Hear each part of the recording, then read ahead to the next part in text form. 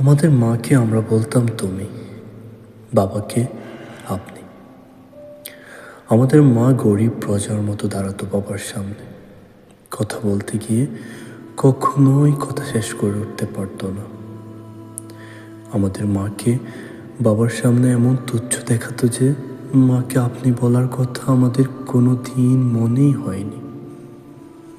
আমাদের মা আমাদের থেকে বড় ছিল, কিন্তু ছিল আমাদের সমান। আমাদের মা ছিল আমাদের শ্রেণীর, আমাদের বর্ণের, আমাদের গোত্রের। বাবা ছিলেন অনেকটা আল্লাহর মতো। তার জ্যোতি দেখলে আমরা সেজদা দিতাম। বাবা ছিলেন অনেকটা সিংহের মতো।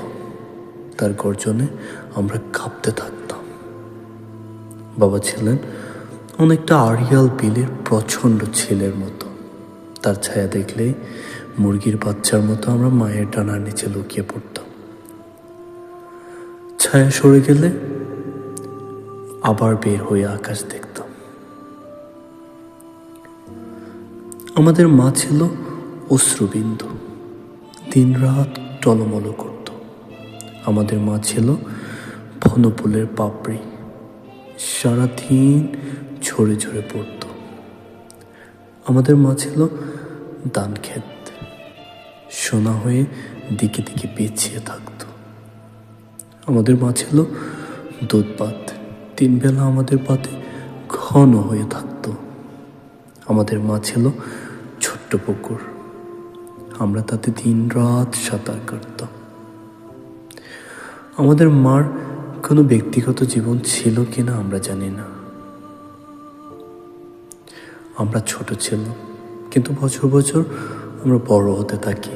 আমাদের মা বড় ছিল, কিন্তু বছর বছর মা ছোট হতে থাকে। 6ষ্ঠ শ্রেণীতে পড়ার সময় আমি ভয় পেয়ে মাকে জড়িয়ে ধরতাম। 7ম শ্রেণীতে ওঠার পর ভয় পেয়ে মা একদিন আমাকে জড়িয়ে ধরে। আমাদের মা দিন দিন ছোট হতে থাকে। আমাদের মা দিন দিন ভয় পেতে থাকে। আমাদের মা আর বনফুলের পাপড়ি নয়, সারাদিন ঝরে ঝরে পড়ে না। আমাদের মা আর ধান ক্ষেত নয়, সোনা হয়ে দিকে দিকে পিছিয়ে থাকে না।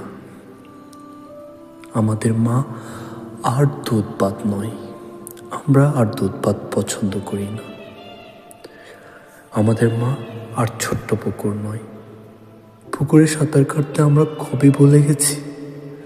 কিন্তু আমাদের মা আজও অশ্রুবিন্দু, গ্রাম থেকে নগর পর্যন্ত আমাদের মা আজও টলমল করে।